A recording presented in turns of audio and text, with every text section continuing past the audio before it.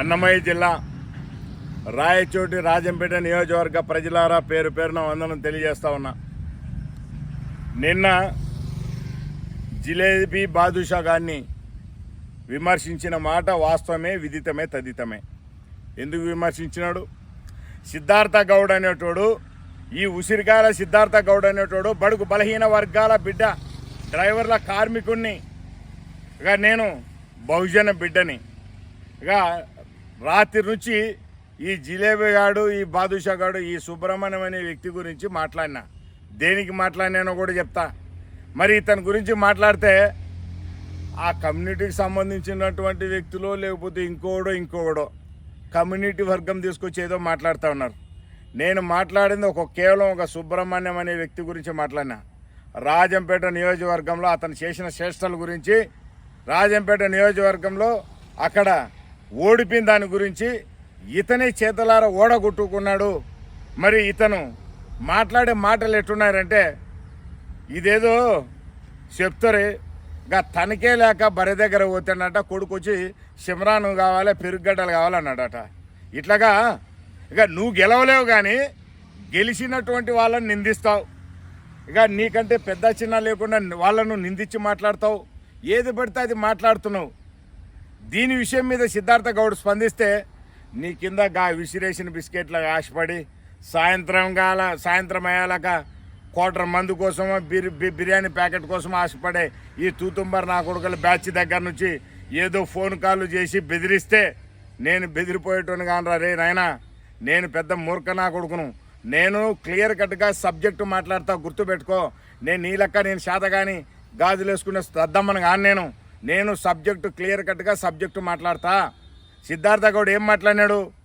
ఒక సుబ్రహ్మణ్యం అనే వ్యక్తి ఇక నందలూరులో, రాజంపేటలో, సుండుపల్లెలో, ఒంటిమిట్ట అనే ఈ మండల హెడ్ క్వార్టర్లలో సభలలో ప్రజల పక్షాన, సభలలో ప్రజలందరి ముందర, పబ్లిక్ ముందర మైక్లో కూసినటువంటి ఈ కారు కూతలు ఏమైతే ఉన్నాయో ఆ కారు కూతలు కూసిండు కాబట్టి, ఆ నోరు జారి మాట్లాడిండు కాబట్టి దాని విషయం మీద సిద్ధార్థ గౌడ్ స్పందించిండు.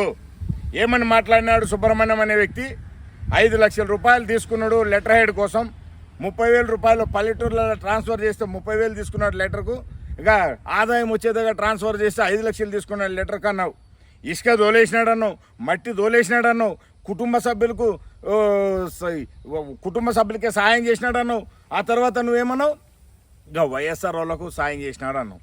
ఇక ఇవన్నీ మాటలు, నువ్వు మాట్లాడిన మాటల్ని నేను ఏమని చెప్పినా, ఏం సవాలు విసిరినా, నువ్వు ఈ మాటలు ఏదైతే మాట్లాడినావో ఈ సాక్ష్యాధారాలు నిజ నిర్ధారణ చూపించి సిద్ధార్థ గౌడు నేను గౌరవ రవాణా మంత్రివర్యులు రాంప్రసాద్ రెడ్డి గారు రవాణా మంత్రిగా ఉన్నారు కాబట్టి ఆ రవాణా మంత్రి సమక్షంలో నేను కూడా డ్రైవర్ కార్మికుని, ఆయన సంస్థలో నేను కూడా పనిచేసేటటువంటి డ్రైవర్ కార్మికుని కాబట్టి ఇక మా మంత్రివర్యుల్ని ఈ విధంగా మాట్లాడితే బిడ్డ నువ్వు తీసుకురా మొత్తం సాక్ష్యాధారాలు.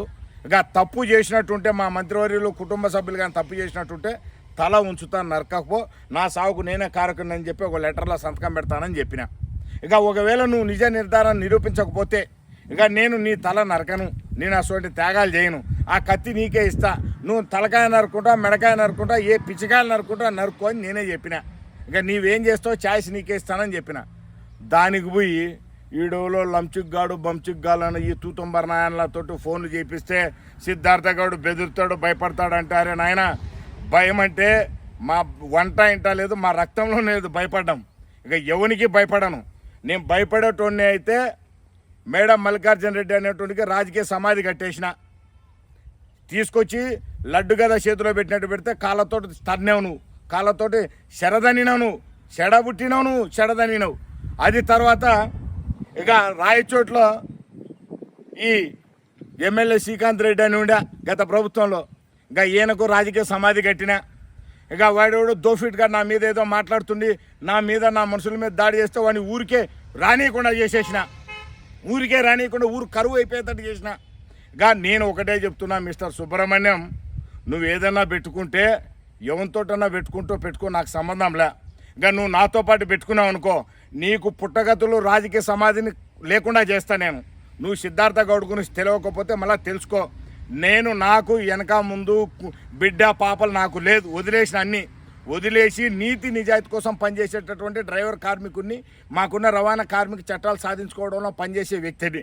నాతో నువ్వు గెలుకున్నావు అనుకో, నీకు రాజకీయ పుట్టగతులు లేకుండా చేస్తా నేను.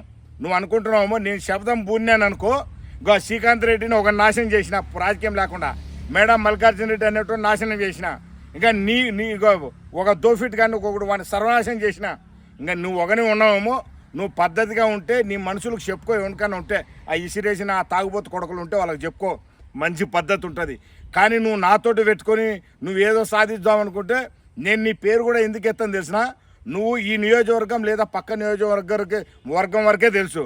నేనేం తెలిసిన, శ్రీకాకుళం నుంచి చిత్తూరు వరకు, ఆదిలాబాద్ నుంచి మహబూబ్ నగర్ వరకు ప్రతి ఒక్క జిల్లా హెడ్ క్వార్టర్లో, మండల హెడ్ క్వార్టర్లో ప్రతి ఒక్క డ్రైవర్ కార్మికుడికి ఈ ఉసిరికాయల సిద్ధార్థ గౌడ్ అనేటోడు తెలుసు. నేను ఒక నిమిషం నీ నెంబర్ గ్రూపులలో పెట్టినాను అనుకో, శవలల్లో రక్తం వస్తుంది వాళ్ళు చేసే ఫోన్లకు. గుర్తుపెట్టుకో, నువ్వేదో మాట్లాడిస్తేనే ఎవడో 10 మంది ఫోన్ చేస్తే నేను బెదిరేటోని కాదు. నేను ఒక చిన్న నా డ్రైవర్ గ్రూపులలో పెడితే ఒక్కొక్క రాష్ట్రంలో ఒక 700-800 గ్రూపులే ఉంటాయి, నాకు కాకుండా అడ్మిన్లకే. ఆ గ్రూపులలో పెట్టినాను అనుకో, సిద్ధార్థ గౌడ్ని ఇట్లా మాట్లాడిండని, ఇక నువ్వు ఆ ఊరు కూడా వదులుకొని పోవాలి. నీ శవలలో రక్తం వస్తే నీ ఫోన్లు స్విచ్ ఆఫ్ చేసుకున్నాలే, నెంబర్లు కూడా మార్చుకున్నాలే, అట్లుంటుంది. నీగో డ్రైవర్ కార్మికులమంటే భారతదేశానికి ఆర్మీ వ్యవస్థ, ఆర్మీ ఎట్లయితే మొట్టమొదట్లో ఉందో రెండో ఆర్మీ డ్రైవర్ కార్మికులు. గుర్తుపెట్టుకో, నువ్వు మాతోటి పెట్టుకొని నువ్వేదో సాధిద్దాం అనుకున్నావు అనుకో, మాతోటి పెట్టుకుంటే రాజకీయ సమాధే కడతాం మేము. ఇంకా నువ్వు ఏ రాజకీయంలో ఎక్కడే కానీ రాజకీయంగా నిన్ను ఎదగనీయకుండా చేసే బాధ్యత నేను తీసుకుంటా. గుర్తుపెట్టుకో, అది కూడా అది చాలా బాధ్యతగా తీసుకుంటా నేను. మళ్ళీ అటు ఇటు ఎవరికి బెదిరే టైప్ కాదు, చేసే టైప్ కాదు, చాలా బాధ్యతగా తీసుకొని సక్రమంగా నిర్వర్తిస్తా నేను.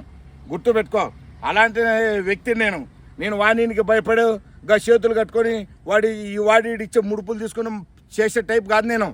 డైరెక్ట్ ఫేస్ టు ఫేస్ దేతాడు పోచమ్మ గుడే. ఇందుకు గాను నువ్వు ఏదైతే చేసినటువంటి ఆరోపణలు ఉన్నాయో ఆ ఆరోపణలను కప్పిపుచ్చుకోవడానికి ఎవరితోనో బెదిరింపు కాల్ చేస్తే భయపడేటోని కాదు. నువ్వు ఏదైతే చేసిన ఆరోపణలు ఉన్నాయో ఆ ఆరోపణలు నిజ నిర్ధారణ చెయ్యి.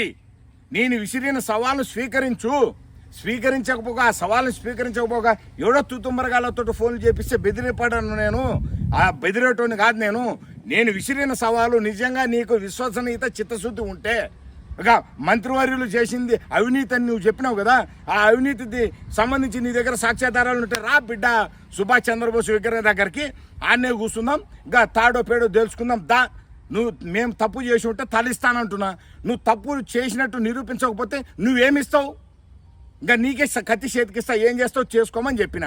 ఇంకా దీన్ని కూడా స్వీకరించకపోతే ఇంకా తప్పుడోడు ఎవడో, తప్పు చేసింది ఎవడో, ఇంకా దుర్మార్గ చేష్టలు సొంత లాభసాటి కోసం నిన్న మొన్న రాజకీయాల్లోకి వచ్చి ఇక ఏదో రాజకీయ స్వార్థ స్వలాపం కోసం అందరి గురించి ఓ పెద్ద ఏమో ఈయన పెద్ద ఆర్సీ తీర్చేసినట్టు మాట్లాడుతున్నాడో, ఎవడు తప్పు చేసినాడో ఒక్కసారి రాజంపేట రాయచోటి నియోజకవర్గ ప్రజలు, అన్నమయ్య ప్రజలు ఆలోచించాలని కోరుకుంటూ, ఇక ఈ తూతమ్మరగాళ్ళు ఎవడన్నా ఫోన్లు చేసి బెదిరిస్తే బెదిరేటోని కాదు, వాళ్ళకు బరాబర్ నేను టన్నుకు టన్ను లెక్కకు లెక్క దెబ్బకు దెబ్బ నేను అన్నీ చూసుకుంటా, డోంట్ వరీ. అదేవిధంగా కులపరంగా వస్తే నాకు అన్ని బడుగు బలహీన వర్గాల కులాలు నా కులమే. బడుగు బలహీన వర్గాల బిడ్డని, బహుజన బిడ్డని, డ్రైవర్ కార్మిక బిడ్డని, అన్ని కుల మతాలు నా వర్ణమే, నా వర్గమే. ఇంకా ఈడోడు 2-3 కలిసి నాకు ఫోన్లు చేస్తే బెదిరేటోని కాను. మళ్ళా చెప్తున్న సుబ్రహ్మణ్యం, ఎవడో నాకు ఫోన్లు చేస్తే వానికి నేను ఫోన్ చేసి మాట్లాడాను. నేను డైరెక్ట్ కౌంటర్ నీకే, నువ్వెవరినన్నా చేసుకో, నీకే నేను కౌంటర్ ఇస్తున్నా. నేను సవాలు విసిరింది నీకే, స్వీకరించే దమ్ముంటే దా, నీ సాక్ష్యాధారాలు తీసుకొని రా, నేను సిద్ధంగా ఉన్నావు, నువ్వు సిద్ధమా? ధన్యవాదాలు అన్నమయ్య జిల్లా, రాయచోటి నియోజకవర్గం, రాజంపేట నియోజకవర్గం ప్రజలారా ధన్యవాదాలు. ఈ సవాల్ని స్వీకరించేటట్టు మీరు కూడా సుబ్రహ్మణ్యం మీద ప్రెజర్ తీసుకురావాలని కోరుకుంటూ సెలవు తీసుకుంటున్నా. ధన్యవాదాలు మిత్రులారా.